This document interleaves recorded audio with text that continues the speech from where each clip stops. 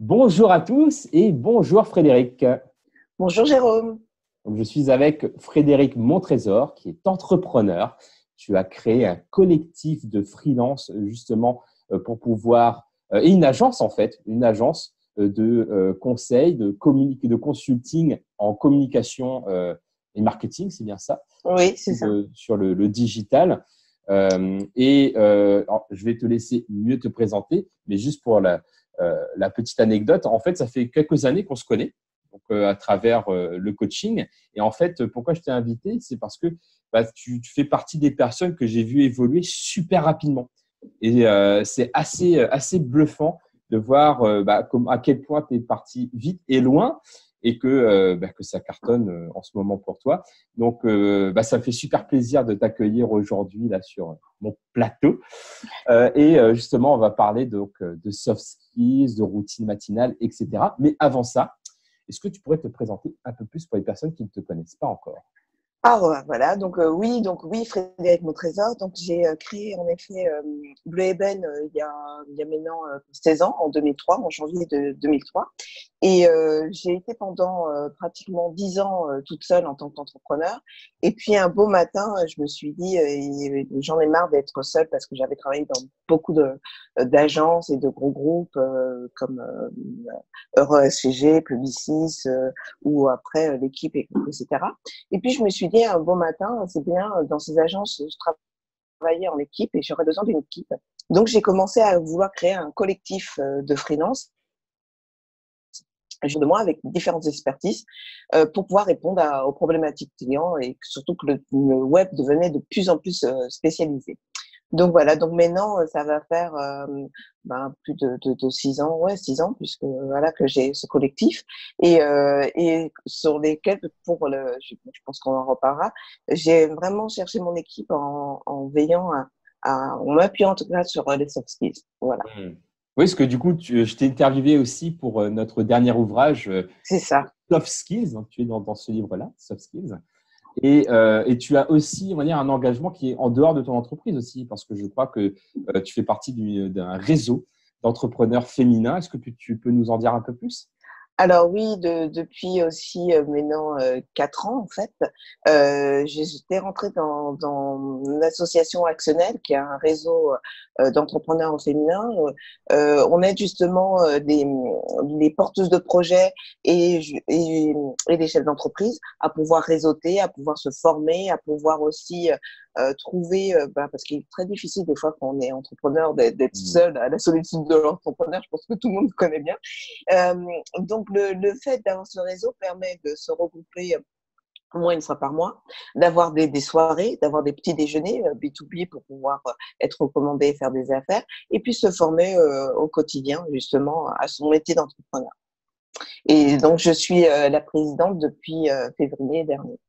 Voilà. Ok, super, waouh. Et du coup, en tant qu'entrepreneur bien occupé, parce que tu as aussi une équipe à gérer, j'imagine que tu prends soin de ton temps, Oui. voilà, toi qui es, on va dire, très intéressé par cette thématique, cette philosophie des soft skills que tu utilises dans ton métier, mais que tu utilises pour toi aussi. Selon moi, ma première question par rapport à ça, parce que pour moi, par exemple, le développement des soft skills passe notamment par une routine matinale. Est-ce que tu as une routine matinale et si oui, laquelle? Alors oui, j'ai une routine matinale. Je me suis à un moment dit, il faudrait avoir une bonne hygiène de vie, que ça soit aussi bien mental que physique. Et je suis tombée sur ce qu'on appelle le Miracle Morning. Donc le Miracle Morning, c'est on se lève 1 heure ou 2 heures plus tôt que sa journée habituelle et on passe 1 heure ou 2 heures rien que pour soi. Donc on fait de la méditation, on fait de la lecture, on fait de la visualisation, on fait du sport. Mais c'est vraiment ces 2 heures dédiées par jour à soi. Voilà. D'accord. Et toi, qu'est-ce que tu as mis dans ta routine matinale? Alors, moi, je me lève, je fais vraiment, première point, c'est vraiment méditation. J'adore Mhm. méditer parce que ça me vide l'esprit. Après, de là, je fais ma visualisation. Donc, je visualise mes objectifs, soit de la journée, soit sur du long terme. Après de là, je fais tout ce qui est Vera, mantra. Donc, j'écris des phrases aspirantes qui me donnent de l'énergie dès le matin. De là, après, je fais, alors selon le timing de l'écriture et après mon yoga. Et après, pardon? Le yoga. Le yoga. Ok, oui, d'accord. Donc, il y a vraiment la dimension mentale, émotionnelle avec la méditation et la visualisation. Quand tu fais de la visualisation, c'est quoi? Tu visualises ta journée, comment elle va se dérouler dans les meilleures conditions possibles, c'est ça? Alors oui, des fois c'est ça, c'est vraiment je visualise la journée ou sinon je me suis fait un tableau de visualisation sur je dirais mes objectifs à 10 ans. Objectif à 10 ans. Ouais, Oh, ok, voilà. d'accord. Et ça, ces objectifs-là, tu les as créés il y a combien de temps? Maintenant ça va faire 2 ans. Alors des fois mon tableau change, hein. Il y a des choses qui D'accord, changent parce ok. que j'ai déjà atteint mes objectifs des fois plus vite que prévu en fait. Comme quoi, Hmm. voilà. Donc quand quelque chose est déjà arrivé, bah, je l'enlève de mon tableau puisque ça fait déjà partie de ma vie maintenant. Mais oui, en fait, on va dire maintenant ça fait vraiment 2 ans que ce tableau-là, ouais, vraiment 1 an et demi, 2 ans que vraiment il est vraiment bien ancré et que j'arrive Et à passer du temps dessus. qu'est-ce qui t'apporte ça, ce tableau? Parce que je crois qu'on appelle ça dream board, le tableau Mhm. des rêves, où il y a Ouais, éléments tout là-dedans. à fait. Donc, il y a plusieurs théories, la loi d'attraction, etc. Toi, qu'est-ce que ça t'apporte d'avoir visuellement Ce tableau, ces objectifs à 10 ans? bah, ça me permet de me dire, en fait, ne perds pas ton objectif, ta voie, parce qu'on est des fois tellement sollicité à droite et à gauche qu'on peut partir sur une autre voie. Et le fait de tous les matins voir cet objectif-là, c'est celui-là, me permet dans la journée, par rapport aux opportunités que je vais avoir, de me dire, ça, je prends, ça, je ne prends pas. Oui, donc ça conditionne ton focus et tu dis, OK, et aussi de tes décisions. En fait, ça t'aide à prendre les bonnes décisions Exactement, pour garder ta ligne vers là où tu veux aller, en fait. c'est ça. OK. Et c'est vrai que, comme tu le dis, quand on est entrepreneur, on est avide d'opportunités, mais des fois, ces opportunités nous dévient de ce qui est important. Et ce qui est important, bah, c'est Exact. l'objectif. C'est ça. C'est pour ça que là, en le visualisant chaque matin, je me dis, ou même des fois, pour m'en rappeler, quand des fois j'ai une opportunité dans la journée, je me dis, avant de répondre, est-ce que ça te rapproche de ton objectif ou non? Et Hmm. donc, en fonction de la réponse, bah, voilà. Super. Et bah, du coup, il y a cette notion quand même de projection dans le temps, c'est-à-dire donc Mhm, par rapport à tes objectifs, etc. Et alors, on s'est revu dernièrement à la NBS Live, qui est donc un événement entrepreneurial à Paris. Et je ne sais plus si tu te rappelles, mais j'avais un t-shirt et je vais écrire oui. un mantra dessus. Et c'était écrit Be Your Best Self. Et, Mhm. Be Your Best Self, c'est incarner la meilleure version de soi-même. Et et justement, donc, est-ce que toi, tu as intégré cette dimension aussi dans ces objectifs à 10 ans? Est-ce qu'il y a aussi cette dimension qui j'ai envie d'être ou pas forcément? Oui, si, bien sûr. On a toujours je pense qu'entrepreneur, si on l'a choisi de le devenir, c'est qu'on avait envie d'être, en tout cas, aller au-delà de ce qu'on était, en tout cas aujourd'hui. Donc forcément, tu as cette dimension de vouloir te projeter en étant une meilleure version. Donc moi, c'est vraiment toujours, et c'est pour ça que j'étais aussi à la NBS, c'est toujours connaître exactement comment je fonctionne. Parce que plus je vois que j'arrive à comprendre mon fonctionnement, j'arrive à m'améliorer de jour en jour. Donc Hmm. ça, pour moi, c'est une importance de comprendre son mental, d'enrichir son mental par des exercices, par justement des personnes qui peuvent aussi nous apporter une autre vision de nous-mêmes. Et à partir de là, on avance, on avance, on avance, et c'est comme ça qu'on progresse. Donc oui, moi, pour moi, je sais que il y a 2 ans, il y a 3 ans, je ne suis pas du tout la personne que je suis aujourd'hui. Je sais que d'ici 3, 4, 5 ans, je serai encore différente. Hmm. Et du coup, est-ce que tu sens que ta routine matinale t'aide à devenir cette personne que tu as envie d'être, par exemple, à 10 ans? Alors complètement, alors j'ai cette routine en plus matinale, mais j'ai une routine aussi le soir OK. qui est, en fait, je fais un jeu qui s'appelle Luminosity, qui permet aussi de faire que ton cerveau s'améliore de jour en jour. C'est une Donc, application, c'est l'application téléphone avec des petits jeux du cerveau, c'est ça? Lumosity? exactement, ouais, Ok, c'est celle-ci là, hop, exactement. voilà, c'est vrai elle est Donc, super. voilà, donc je vois que tu as la même, voilà. Voilà. Et ça, c'est vrai que moi, j'aime beaucoup me dire, me challenger. Et je trouve que ces petits exercices au fur et à mesure, et puis qui augmentent en plus en difficulté de jour en jour, c'est le top. Voilà. Donc, ça permet aussi de voir aussi qu'on s'épanouit, qu'on s'agrandit. Et c'est vrai, comme tu dis, c'est hyper important parce que c'est vrai qu'on parle voilà, de méditation, de gestion des émotions, gestion du stress, de yoga, de sport, etc. Mais je trouve qu'on ne parle pas suffisamment de l'entraînement du cerveau en lui-même. Mmh, c'est ça. Par exemple, pour moi, dans ma routine matinale que j'ai créée depuis la préparation au championnat du monde, c'était également d'intégrer dans ma routine de l'entraînement à la lecture rapide et au mind mapping. Et d'ailleurs, ce qui est super avec la lecture rapide, c'est que mon associé Nicolas Lisiac, il a réalisé une étude scientifique au CHU de Marseille avec des radiologues qui a prouvé, donc là on a eu les résultats, que après 1 heure d'entraînement à la concentration et aux techniques de lecture rapide, les radiologues ont augmenté leur performance, donc leur acuité par rapport pour détecter les anomalies chez les radios de plus de 20%, rien qu'avec 1 heure. Ah ouais, d'accord, Donc, du ouais. coup, donc on va aller plus loin, bien entendu, mais il y a vraiment un impact de la pratique de la lecture rapide sur le cerveau. Et moi, je le sens, par exemple, pour des trucs tout bêtes, une petite anecdote. Ma femme avait fait tomber tu sais, ce que tu as à l'arrière des boucles Des bouts d'oreilles. d'oreille? Oui. Voilà. Et c'était tout petit, c'était par terre, elle ne trouvait pas. Et du coup, elle me dit, bah voilà, est-ce que tu peux m'aider à trouver? Et moi, paf, instantanément, paf, j'ai scanné, paf, je l'ai retrouvé. Parce que je pense que le fait de m'entraîner à la lecture rapide, bah, ça entraîne la vivacité d'esprit, la détection des détails, etc. Et c'est vrai que, bah, comme tu dis, c'est hyper important aussi d'entraîner son cerveau. Parce qu'en Ouais. plus, bah, en tant qu'humain, on a cette capacité à avoir un cerveau plastique qui évolue et qui n'a pas d'âge pour ça. Donc, super. Donc, toi, ton best self, c'est un best self qui a un cerveau en pleine santé aussi, c'est ça? Ben oui, complètement, c'est ça. Ok. Et il y a quoi d'autre comme caractéristique de ta meilleure version de toi-même, de ton best self? Bah, d'avoir un cerveau en bonne santé dans un corps en bonne santé. Parce que si Mmh. c'est pour Oui, avoir un bon cerveau, mais voilà, ça sert à rien. Donc, c'est de faire attention, bien sûr, à son alimentation, à faire du sport, à dormir, à avoir ses heures de sommeil. C'est pareil, j'ai l'application qui me dit quand je dois aller me coucher, à un moment pour avoir toujours à peu près le même heure de temps de sommeil. c'est quoi, excuse-moi, ça m'intéresse, c'est quoi comme application?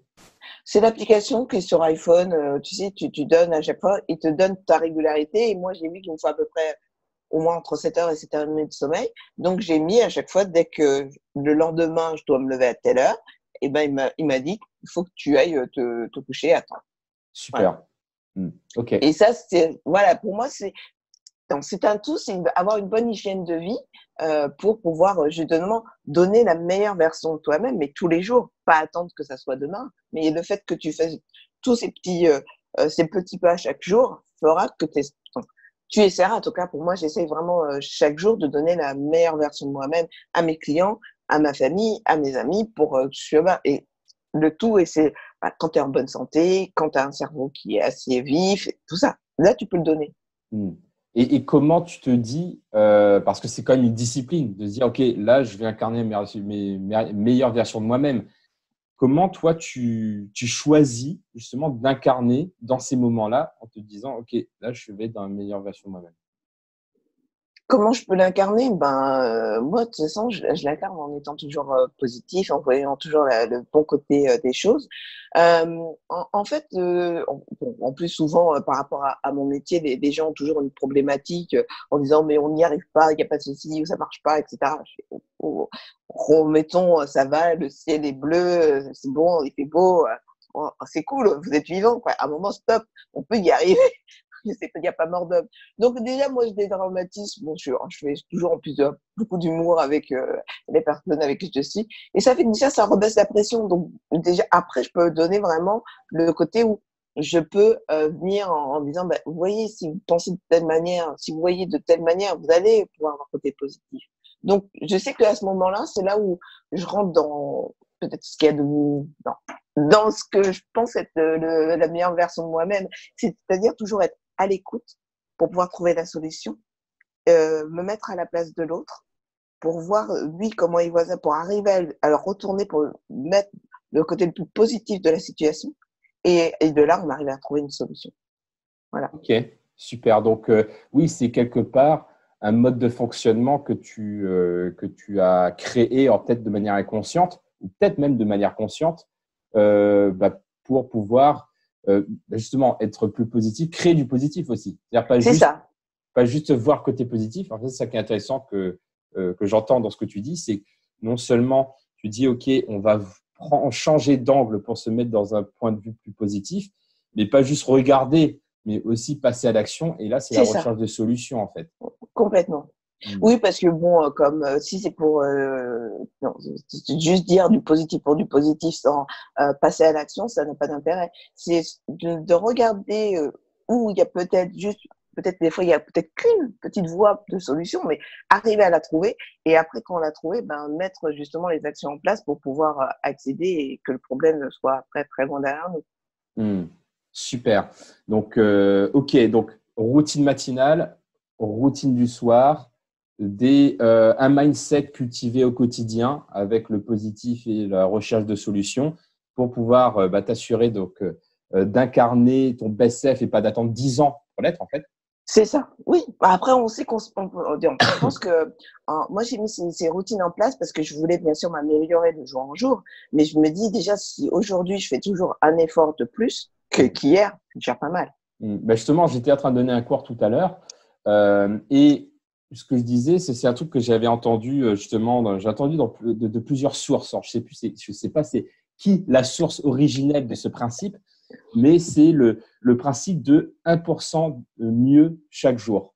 Oui, se lever le matin, je dis OK, qu'est-ce que je peux faire de mieux pour augmenter de 1% soit mon bien-être, soit la meilleure version de moi-même, soit mes performances, mon business, etc. Et rien que le fait de formuler cette intention en disant que je vais faire 1% de mieux, déjà 1% c'est hyper accessible, ça n'est pas une pression de fou. Et déjà, ça donne l'intention tout de suite, dès le matin, de s'améliorer, de mieux faire les choses. Complètement. Et sachant le nombre de jours que l'on a dans une vie, il y a un vrai effet cumulé. Si on commence à 100 et qu'on fait 1% de plus par jour, et au bout de 10 ans, le retour sur investissement il est énorme. C'est ça. Il y a un vrai effet cumulé dans la progression avec cette formulation de 1% de mieux par jour. Et des fois, tout à l'heure, moi, je prenais l'exemple de aujourd'hui, je vais sourire beaucoup plus que d'habitude. C'est que 1% d'effort, mais que en termes d'impact sur moi, sur les autres, etc., c'est énorme en fait. Mais complètement. Mais moi, par exemple, je vois, ça va faire maintenant 4 ans, un peu plus de 4 ans que je me suis vraiment plus disciplinée, en tout cas dans ces différentes routines. Et quand je vois l'impact, parce que c'est vrai au début, je me disais chaque jour je le fais, et je voyais pas trop. Mais bon, maintenant, au bout de pratiquement 5 ans, je vois vraiment le gap. Donc, et pourtant, j'ai commencé petit. Voilà. Ouais, c'est ça, la stratégie des petits pas, mais c'est ce qui fait que on arrive au bout du sommet, enfin au sommet. À un premier sommet, parce qu'il y en a toujours d'autres. Voilà. On a beaucoup parlé de rituels, etc. Et comme tu le sais, moi, je suis un passionné de lecture. Et pour moi, donc, les livres jouent un rôle important aussi dans cette démarche d'amélioration de soi, de soi-même ou de son business. Et toi, est-ce qu'il y a un livre en particulier qui t'a marqué ou qui t'a le plus aidé dans ton parcours? Moi, j'ai adoré tous les livres de Napoléon Hill. Ouais. Alors, bien sûr, il y a bien sûr Réfléchissez, devenez riche. Bon, ça, tous les entrepreneurs en parlent, mais c'est vrai que c'est un best-seller et je pense que c'est vraiment la porte d'entrée pour commencer aussi bien du côté entrepreneurial que développement personnel. Mais celui qui m'a vraiment beaucoup marqué, c'est justement le succès par la pensée constructive. J'adore ce côté, bon, je vais pas raconter tout le livre, mais le côté du talisman, de quel côté tu le mets en fait. Quand tu te lèves, est-ce que tu vas faire du côté positif ou du côté négatif? Et ça, j'ai adoré. Et des fois, quand je suis dans mes mauvais jours, je fais oh, tu l'as mis du mauvais côté, tourne-le deux. Et rien que de me dire ça, déjà, ça me fait sourire et tout de suite, je reprends le meilleur côté. Donc, j'ai trouvé ce livre vraiment très impactant et jusqu'à présent, je m'en sers encore, voilà, des fois où quand je trouve pas, où j'ai pas cette énergie-là, je fais, voilà, mets-toi dans la bonne énergie, là, tu l'as mis du mauvais côté de talisman, ça va pas. Donc, je trouve que c'est une très belle image et c'est accessible à tous parce que je pense que même si on donnait à un enfant en se disant amuse-toi, mets-toi du côté positif, il trouverait ça aussi marrant. Donc, je trouve que c'est vraiment un livre qui m'aide, en tout cas, au quotidien. Toujours de Napoleon Hill. Toujours de Napoléon. Ouais. Ok, super. Je prends des notes là justement. Je n'ai pas lu celui-là, mais j'aime beaucoup, beaucoup Napoleon Hill. J'ai beaucoup aimé la maîtrise de la persuasion préfacée par Yannick Alain. Il y avait Plus malin que le diable. Plus malin que le diable qui est pas mal aussi. Donc, ouais, même si ça fait plus de 100, ça fait 100 ans maintenant. Mais c'est impressionnant, c'est d'actualité.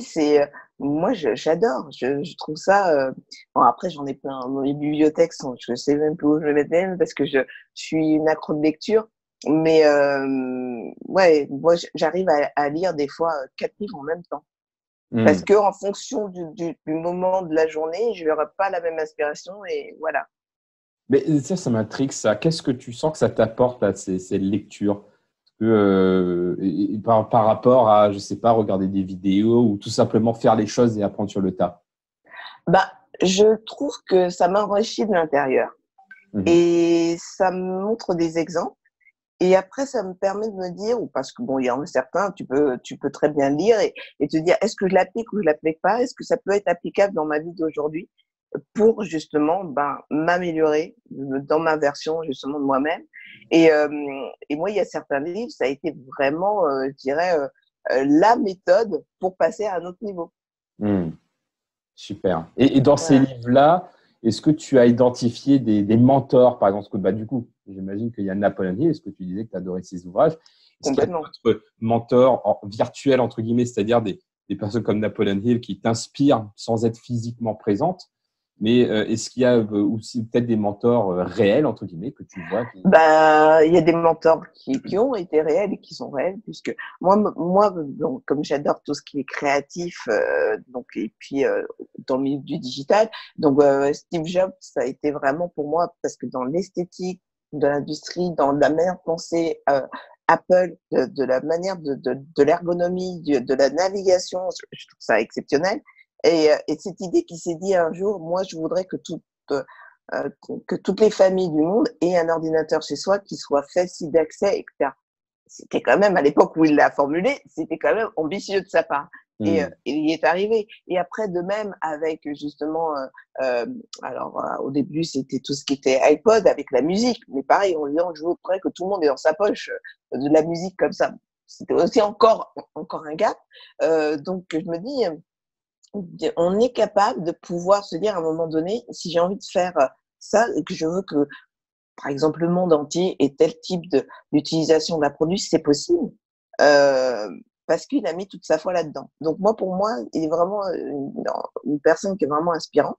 Et puis après, ce côté pour après au côté des femmes, parce que souvent c'est des hommes, mais moi, au vu aussi de l'association où je suis, je voudrais avoir aussi plus de femmes qui, et Oprah Winfrey, moi, elle est, Oprah est pareil, bon, en plus c'est une femme noire, donc ça c'est sûr que ça me parle beaucoup, mais aussi où elle est arrivée et tout ce qu'elle a fait, c'est énorme. Et là, c'est plus le côté humain qui m'inspire et ce que j'essaie aussi de faire au quotidien à travers le bénévolat que je donne par rapport à cette association et que c'est ce côté aussi d'aider l'autre à aussi augmenter, s'élever et devenir. Voilà, ça j'adore aider de cette manière-là.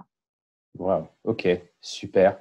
Et finalement, moi, une de mes convictions, c'est qu'on est tous et toutes un mentor pour quelqu'un à un moment donné, parce qu'on a tous notre niveau d'expérience, au moins sur un sujet donné. Et il y a toujours un moment donné, on a voulu partager une expérience qu'on a faite, etc. Et imagine que tu sois ton propre mentor. Et toi, tu te rends compte de toi, mais il y a 10 ans.